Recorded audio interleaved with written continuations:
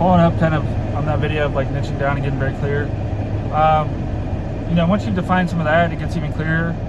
I like to kind of build, a flow chart, or I kind of think of it, it's kind of like starting from above umbrella thing, effect, bam, what are the ancillaries of all of that, and then, building what are all the ancillaries off of that, kind of that framework in that sense.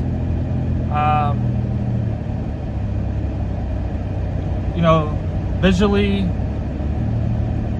drawing, a lot of this stuff from a rough, like kind of how you envision it, is another cool thing with ChatGPT, because a lot of times you may be doing something very close to something that's, kind of crazy or complex, and they'll say, hey, this is kind of what I think you're trying to say.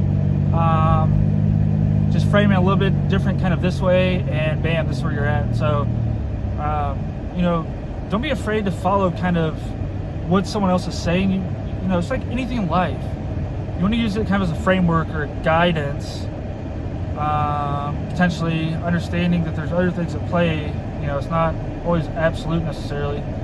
So, and then replicate that for what works for you and kind of your life, right? Because there are no absolutes. Peace.